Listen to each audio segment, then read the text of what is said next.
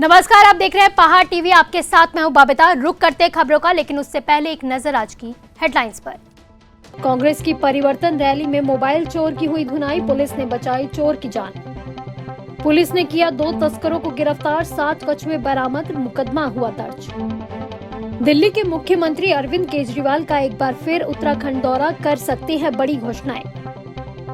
अपने विधानसभा क्षेत्र के दौरे पर पाबौ पहुंचे मंत्री डॉक्टर धन सिंह रावत का जनता ने जमकर स्वागत किया। यहां मुख्य बाजार में रैली निकालकर कार्यकर्ताओं ने प्रधानमंत्री नरेंद्र मोदी और मुख्यमंत्री पुष्कर सिंह धामी के जिंदाबाद के नारे लगाए। मंत्री धन सिंह रावत ने कहा कि वो क्षेत्र के विकास के लिए सदैव ही तत्पर है। कांग्रेस की परिवर्तन रैली में चोर की धुनाई हो गई। आपको बता दें कि कांग्रेस की परिवर्तन रैली में कांग्रेसियों ने मोबाइल चोरी कर रहे युवक को जमकर पीटा, जिसके दौरान पुलिस ने किसी तरह उस चोर की जान बचाई। ये घटना प्रेमनगर आश्रम चौक के पास का है।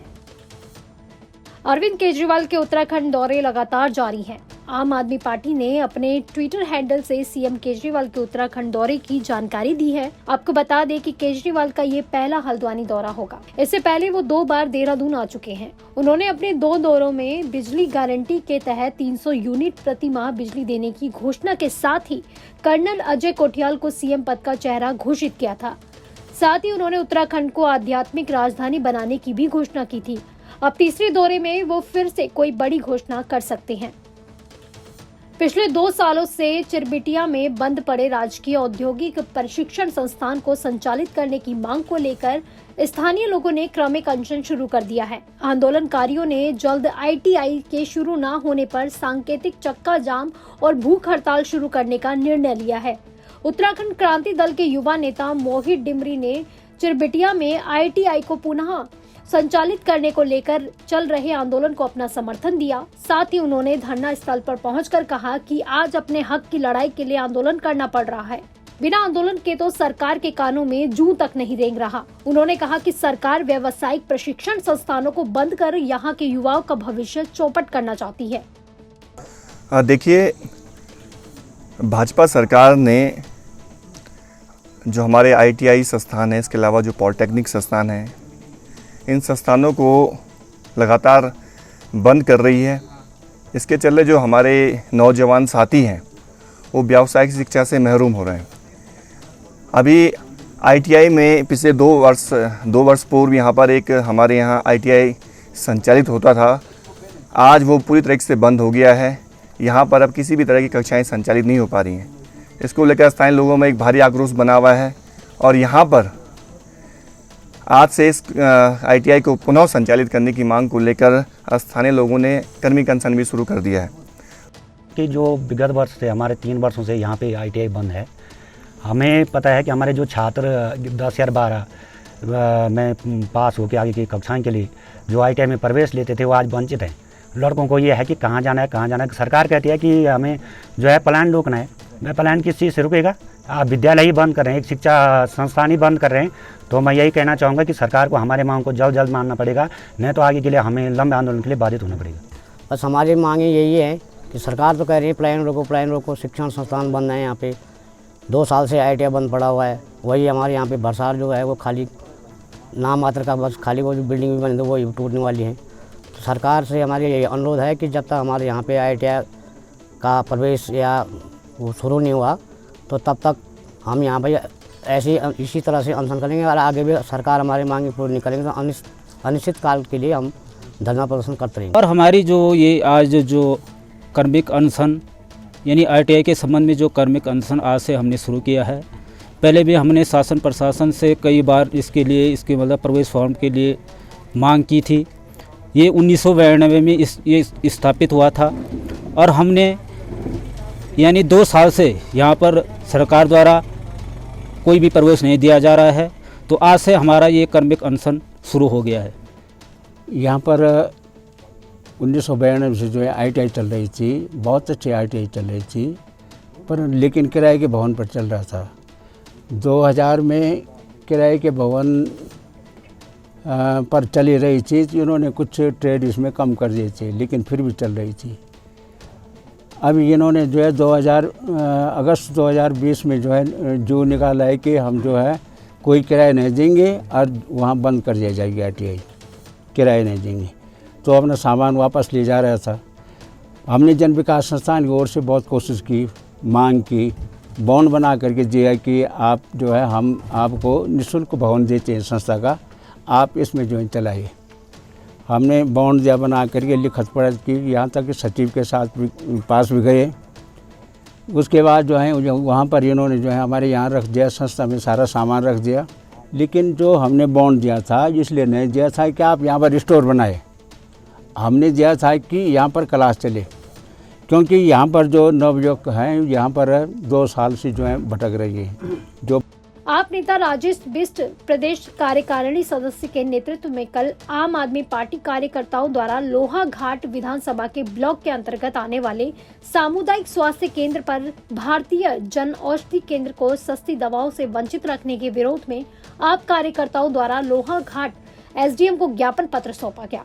आप संगठन मंत्री विपिन पुनेठा ने कहा कि जन औषधि केंद्र 1 सप्ताह से बंद पड़ा हुआ है। इस जन औषधि केंद्र में दूरस्थ समीपवर्ती क्षेत्रों से लोग आते हैं, जो इस औषधि केंद्र के बंद होने से लाभ पाने से वंचित रह जाते हैं, जिसके चलते कल गरीब, निर्धन, असहाय लोगों को सस्ती दवा की उपलब्धता से वंचित रखे जाने पर खिन्न मन से एक ज्ञापन लोहाघाट SDM के माध्यम से मुख्यमंत्री को ज्ञापन प्रेषित करने की इच्छा जागृत हुई और आम आदमी पार्टी कार्यकर्ताओं के साथ इस बात का विरोध अस्पताल प्रशासन के सम्मुख भी किया गया। सरकार से ये अपील करना चाहूंगी यहाँ के जिलाधिकारी जी से भी कि जन औषधि केंद्र शीघ्र खोला जाए। हमारी महिलाएं बहुत परेशान है और ना यहाँ पे गायनों की है, गायनों आई थी वो 1 हफ्ते के लिए छुट्टी में चली जाए।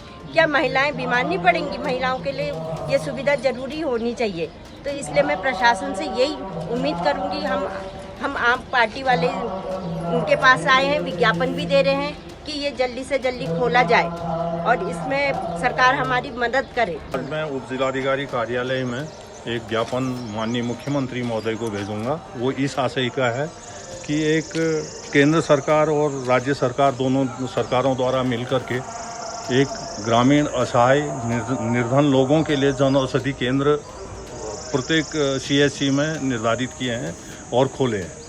तो जो आज मुझे एक निर्धन लाचार उसको बीमार को हॉस्पिटल ले जाने की आवश्यकता हुई, तो मौके पर देखा जन औषधि केंद्र बंद था।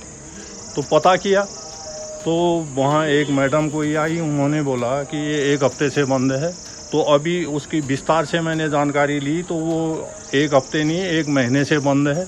और अभी एक गायकों की वहाँ पे नियुक्ति, परमानेंट नियुक्ति हुई है, जो ज्वाइनिंग के साथ साथ ही उसी दिन से वो 1 सप्ताह की छुट्टी लेकर के चले गई हैं। मन काफ़ी खिन्न हुआ, आक्रोश आया। मैंने अपने प्रदेश संगठन के सदस्य माननीय राजेश बिष्ट जी को फ़ोन लगाया, तो उनके द्वारा मुझे निर्देशित किया गया कि आप इसमें एक अच्छा इनिशिएटिव लें और एक ज्ञापन माननीय मुख्यमंत्री को भेजें, ताकि इसमें जल्दी शीघ्र सस्ती दवाएं उपलब्ध हों। यदि ये शीघ्र जन औषधि केंद्र नहीं खुलता है तो मैं आप कार्यकर्ताओं के साथ और क्षेत्रीय जनता को लेकर के आंदोलन करने के लिए बाध्य होऊंगा, जिसमें शासन प्रशासन की पूर्ण जिम्मेदारी।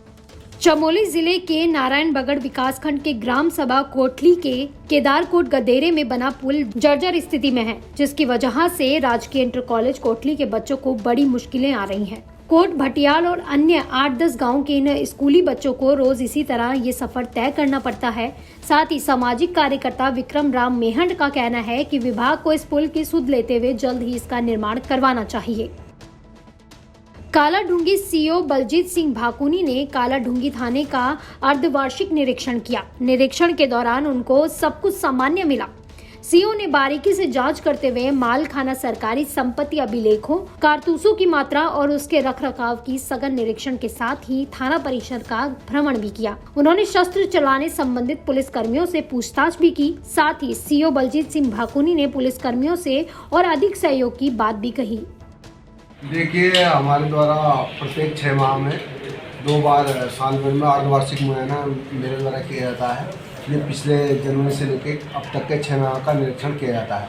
इसमें सभी कर्मचारियों का सम्मेलन किया जाएगा, उनकी समस्याएं पूछी जाएंगी और थाने का भ्रमण किया गया। थाने में जो जो कमियां होंगी उनको पूर्ति कराई जाएगी और पूर्ति कराने के बाद थाने में रखे सभी समस्त मालों का निरीक्षण किया जाता है और जो MB एक्ट या अन्य मुकदमों से संबंधित माल है उनका निस्तारण कैसे किया जाए, जिससे उनका निस्तारण किया जाने से इसके संबंध में दिशा निर्देश दिए जाएंगे। इसके अलावा मालखाना, शस्त्र आदि के संबंध में मेरे द्वारा कर्मचारियों से जानकारी ली गई है, उनको दिशा निर्देश देंगे। भविष्य में जब भी आएंगे जो भी असला आप कैरी करते हैं उसके बारे में संपूर्ण जानकारी उस कर्मचारी को होनी चाहिए। जिला चमोली बार एसोसिएशन के चुनाव संपन्न हो चुके हैं, जिसमें अध्यक्ष पद पर भरत सिंह रावत और सचिव पद पर संदीप सिंह रावत विजय हुए हैं। इसके अलावा उपाध्यक्ष पद पर बलवंत सिंह रावत, सह सचिव पद पर वीरेंद्र सिंह असवाल और कोषाध्यक्ष पद पर महिपाल सिंह रावत निर्विरोध चुने गए। दिनेशपुर थाना क्षेत्र के अंतर्गत कंटोपा में पुलिस और वन विभाग के संयुक्त टीम ने कल सुबह 2 तस्करों को पकड़ लिया, जिनके पास 7 जिंदा कछुए पकड़े गए। आपको बता दें कि पुलिस टीम को मुखबिर द्वारा कछुआ तस्करी की सूचना मिली थी, जिसके बाद वन विभाग और पुलिस की संयुक्त टीम ने मिलकर उनके पास मौजूद कट्टे को चेक किया तो उसमें से दुर्लभ प्रजाति के कछुए बरामद हुए। वन्य जीव जंतु संरक्षण अधिनियम के तहत वन विभाग मुकदमा दर्ज कर कार्रवाई की जा रही है। ये आज सुबह हमारे द्वारा पुलिस टीम व वन विभाग की टीम द्वारा 7 कछुए पकड़े गए हैं। जो 2 आरोपी हैं वो ग्राम भोट, थाना अजीमपुर, ये रामपुर के रहने वाले हैं। इनके कब्जे से 8 कछुए पकड़े, जिन्हें अग्रिम कार्रवाई हेतु वन विभाग को सुपुर्द किया गया। मसूरी के इतिहासकार गोपाल भारद्वाज ने मसूरी में पत्रकारों से वार्ता करते हुए कहा कि प्रधानमंत्री नरेंद्र मोदी अलीगढ़ में राजा महेंद्र प्रताप सिंह के नाम पर यूनिवर्सिटी का शिलान्यास कर रहे हैं। वहीं उत्तर प्रदेश की योगी आदित्यनाथ सरकार ने सितंबर 2019 में अलीगढ़ में राजा महेंद्र प्रताप सिंह के नाम एक राज्य स्तरीय यूनिवर्सिटी खोलने की घोषणा की थी। उन्होंने कहा कि राजा महेंद्र प्रताप सिंह का मसूरी में भी खासा जुड़ाव रहा है। आजादी के बाद राजा महेंद्र प्रताप सिंह अक्सर मसूरी आया करते थे। वहीं मसूरी के पिक्चर पैलेस के पास उनकी कोठी हुआ करती थी, जहां पर उनकी बेटी भक्ति देवी रहा करती थी। आज वर्तमान में वहां होटल बन गया है। उनको हमारे देश के जो इतने समाज सुधारक, शिक्षाविद और राजा महेंद्र प्रताप जो है, उनका देर आए दुरुस्त आए, उनको याद किया गया और उनके नाम से विश्वविद्यालय खोला जा रहा है। ये तो बहुत हमारे लिए सौभाग्य की बात है। हमारे देश में ऐसे कई कैरेक्टर हुए, जिन लोगों ने अपने देश के लिए बहुत कुछ किया, लेकिन उनका नाम किन्हीं कारणोंवश या किसी वजह से आगे नहीं आ सका। तो समय हर चीज़ को ठीक कर देता है। तो ये बहुत अच्छा कार्य किया गया आज की सरकार द्वारा, और उनको ये मान्यता तो बहुत पहले दी जानी चाहिए थी। आप सोच सकते हैं, जब 1932 में उनका नाम नोबेल प्राइज़ के लिए रिकमेंड किया गया था, तो इतनी बड़ी वो हस्ती थी। ऐसे नोबेल प्राइज़ के लिए हर एक आदमी का नाम नॉमिनेट नहीं होता। और रही अब मैं आपको बताऊं मसूरी से उनकी बात, तो जैसे आप जानते हैं, वो उनका जन्म तो 1886 में हुआ था, 1 दिसंबर 1886 में। लेकिन उसके बाद वो 1909 में उन्होंने वृंदावन, जो उनका स्टेट थी, वहाँ पे एक विश्वविद्यालय की स्थापना करी। और ये जो AMU अलीगढ़ मुस्लिम यूनिवर्सिटी है, उसकी जो 90 एकड़ की ज़मीन भी इन्हीं के पूर्वजों द्वारा उनको दान दी गई थी। जहाँ आज, क्योंकि ये इसी कॉलेज में पढ़े थे राजा महेंद्र प्रताप, पहले इसी मोहम्मडन एंग्लो ओरिएंटेड कॉलेज था इसका नाम, तो वहीं से इन्होंने अपनी शिक्षा करी थी। और उसके बाद देशभक्ति इनके अंदर बहुत ज़्यादा भरी हुई थी। तो ये 1912 में ही विदेश चले गए थे, और इन्होंने एक एग्जाइल में निर्वासित सरकार काबुल में 1915 में ही स्थापित कर दी थी, और उसके खुद राष्ट्रपति ने डिक्लेयर कर दिया था अपने। और अंग्रेज इनसे बहुत वो रहते थे, और उन्होंने उनको एग्जाइल एक तरह से निर्वासित कर दिया था, बनवास दिया हुआ था। वो देश में आ ही नहीं सकते थे। वो बहुत देर में आए फिर यहाँ पे इंडिया में। तो उसके बाद फिर वो कई तरह के काम करते रहे, जिससे अंग्रेज़ों को यहाँ से निकाला जा सके और भारत में अपना स्वाधीन भारत हो सके। और मसूरी से, जैसे मैंने आपको बताया, कई साल तो वो पहले चले गए थे, और उनकी महारानी जींद की बेटी से उनकी शादी हुई थी। उनके 2 बच्चे थे, एक उनकी बेटा था और एक उनकी बेटी का नाम भक्ति देवी था। तो उन्होंने यहाँ 1929-30 में मसूरी में आ गए थे। तो उनकी बेटी यहीं रही मसूरी में, जहाँ आज ये मसूरी में पिकनिक होटल हो गया। वहाँ पे एक भक्ति भवन नाम का भवन था, तो वहाँ उन्होंने एक अपना एक तरह से आश्रम भी बनाया था। उसका नाम ही भक्ति भवन था। जो इनका प्रेम विद्यालय था उसी का था। वो अपनी शिक्षा भी दिया करते थे, वहाँ पे लोग आते थे। वो कई बार यहीं पे रही, वो कई ज़िंदगी में बहुत बार कई वर्ष उन्होंने यहीं पर व्यतीत किए। और बाद में जब 1947 में राजा महेंद्र प्रताप इंडिया में वापस आ गए तो उसके बाद फिर वो मसूरी का उनका आना जाना लगा रहता था। और मैंने तो खुद उनको व्यक्तिगत रूप से देखा है, तो लंबा सा लवादा पहन के, और वो अच्छी पर्सनैलिटी थी, घूमते थे। उस समय लोग इनको नहीं जानते थे इतना, लेकिन क्योंकि वो मेरे पिताजी के पास कई बार आ चुके, भी बाद में इन्होंने वो स्थान छोड़ दिया, लेकिन उनके ग्रैंडसन और उनके ग्रेट ग्रैंडसन तो देहरादून में रहते हैं, जहाँ देहरादून में मैक्स हॉस्पिटल है, उसके बिल्कुल लेफ्ट हैंड साइड में उनका घर है। कुंवर प्रताप सिंह उनके वो है, उनकी शादी यहीं डॉक्टर गोपाल सिंह की बेटी से हुई थी। और ये फैमिली बहुत बड़ी फैमिली थी, वो बहुत अच्छा काम कर गए। मैं तो इस बात से मुझे एज ए इतिहासकार नहीं, एज ए जनरल भारतीय होने पे लगता है कि उनका आज थोड़ा उनको जो उनका ड्यू था वो थोड़ा उनको। विकासखंड मुंसियारी में प्रभारी थानाध्यक्ष और कोतवाल विकास कुमार ने मुंसियारी शास्त्री चौक में क्षेत्रवासियों और व्यापारी बंधुओं से जन संवाद किया, जिसके दौरान उन्होंने मुंसियारी में ट्रैफिक जैसी समस्याओं के निराकरण और सप्ताह में एक दिन पूर्ण रूप से मार्केट बंद किए जाने के साथ ही तमाम मुद्दों को लेकर क्षेत्रवासियों और व्यापारियों से जन संवाद किया। वहीं चिकन मटन शॉप चलाने वाले व्यापारियों ने प्रभारी थानाध्यक्ष मुंसियारी के सम्मुख अपने विचार रखे, जिसमें उन्होंने कहा कि सप्ताह में 2 दिन उनकी दुकान बंद रहने से उन्हें काफी दिक्कतों का सामना करना पड़ता है, जिससे इस मुद्दे को ध्यान में रखा जाए। वहीं इस मुद्दे को ध्यान में रखते हुए प्रभारी थानाध्यक्ष ने कहा कि इसमें संशोधन करके रविवार की जगह मंगलवार को ही मार्केट पूर्ण रूप से बंद रखने पर चर्चा की जाएगी। उत्तरकाशी में जिला महिला अस्पताल को 6 खुशियों की सवारी एम्बुलेंस मिली है। आपको बता दें कि 108 एम्बुलेंस की तरह 102 में कॉल करने पर निशुल्क खुशियों की सवारी एम्बुलेंस उपलब्ध होगी, जो गर्भवती महिलाओं को लाने और प्रसव के बाद जच्चा बच्चा को सुरक्षित उनके घर छोड़ेगी। शुक्रवार को यमुनोत्री विधायक केदार सिंह रावत और जिलाधिकारी मयूर दीक्षित ने खुशियों की सवारी एम्बुलेंस को हरी झंडी दिखाकर CHC और PHC के लिए रवाना किया। जन संघर्ष मोर्चा अध्यक्ष और GMVN के पूर्व उपाध्यक्ष रघुनाथ सिंह नेगी ने पत्रकारों से वार्ता करते हुए कहा कि प्रदेश में आउटसोर्स के माध्यम से होने वाली नियुक्तियों में सेवा योजन कार्यालय द्वारा प्रदत्त पंजीकरण प्रमाण पत्र की बाध्यता न होने के चलते प्रदेश के होनहार और प्रतिभावान युवाओं को छलने का काम किया जा रहा है। आउटसोर्स एजेंसियां बाहरी प्रदेश के युवाओं से साठगांठ कर उनको मनचाहा रोजगार मुहैया करा रही है। वहीं इसके विपरीत प्रदेश के होनहार और सिफारिश विहीन युवा दर दर की ठोकरें खाने और पलायन करने को मजबूर है।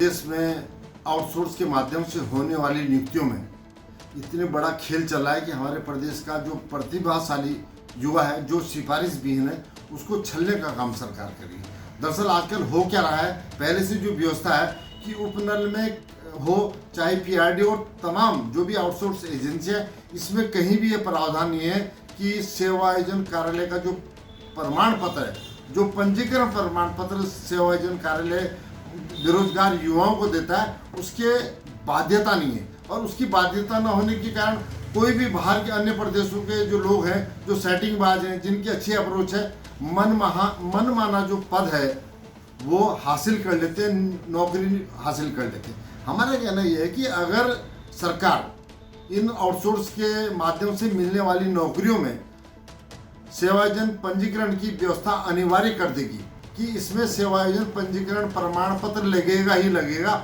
उन्हीं युवाओं को रोजगार मिलेगा, तो निश्चित तौर पे जो प्रदेश में हमारे युवा हैं उनको रोजगार मिलेगा, पलायन भी रुकेगा। नहीं तो हो क्या रहा है कि बाहर के लोगों का तो यहाँ अपने प्रदेश से जो पलायन हो रहा है, लेकिन जो हमारे प्रदेश का युवा है जो बहुत वेल क्वालिफाइड है, सारी योग्यताएं रखता है, लेकिन उसको इन आउटसोर्स एजेंसियों के माध्यम से रोजगार नहीं मिलता क्योंकि उनकी सेटिंग कैटी नहीं होती।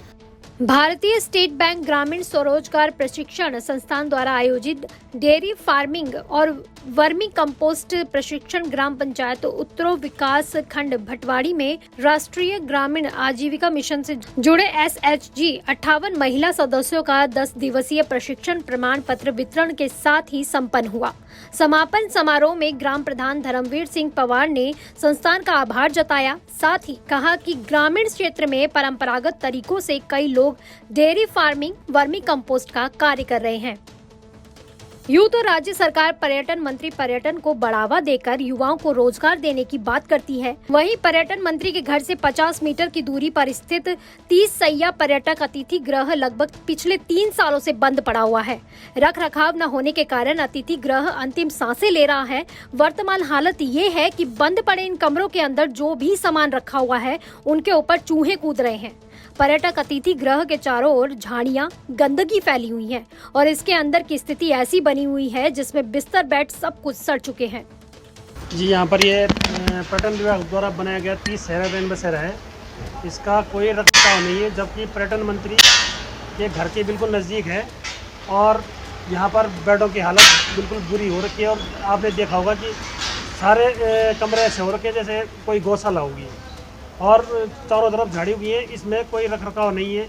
यहाँ पर पहले कभी शादियाँ हुआ करती थी, लेकिन जब यहाँ कोई एक तरफ तो आप नया पर्यटन विभाग द्वारा नया भवन बनाया जा रहा है और दूसरी तरफ इसका कोई रखरखाव नहीं जो पहले से बना हुआ है।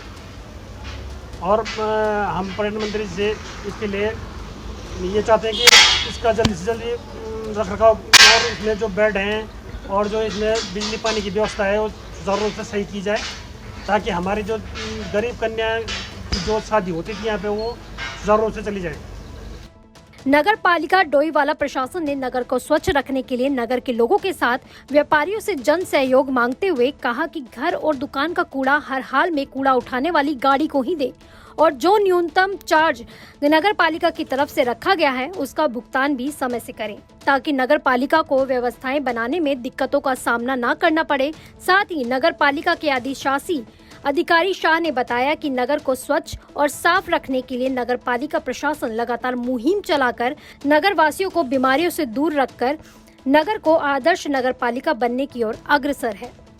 के अंतर्गत एक एनजीओ के माध्यम से डोर टू डोर कलेक्शन घर से ही हम इकट्ठा करने का प्रयास कर रहे हैं। काफ़ी हद तक उसमें हम सफल भी रह गए, सफल भी है, किंतु कुछ लोगों द्वारा क्योंकि अपने घर का कूड़ा तो दिया जा रहा है लेकिन वो उसका जो निर्धारित शुल्क है, जबकि बहुत न्यूनतम शुल्क उसके लिए रखा गया, वो नहीं दिया जा रहा है, जिसके कारण क्योंकि जो हमारे संसाधन हैं उनको सुचारू रूप से संचालित करने में हमें दिक्कत आ रही है।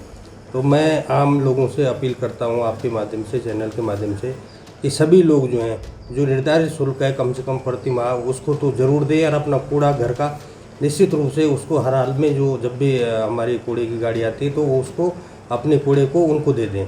पहले तो पृथक दें, अन्यथा जो है जैसे भी देते जिस रूप में भी देते हैं उस रूप में दे दें और जो निर्धारित शुल्क है उसको दे, ताकि उस पैसे से हम उस कूड़े का जो है पृथक्करण करके और जो उसका तकनीकी रूप से। पहाड़ टीवी में फिलहाल के लिए बस इतना ही। उत्तराखंड की बड़ी और तमाम खबरों के लिए आप देखते रहिए पहाड़ टीवी। नमस्कार। है बेखौफ उम्मीद का रंग।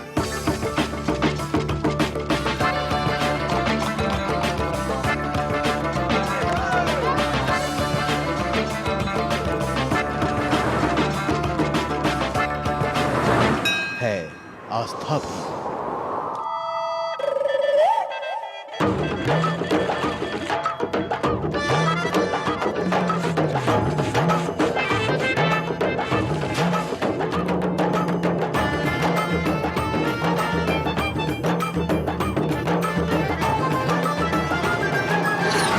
ये है मेरा उत्तराखंड।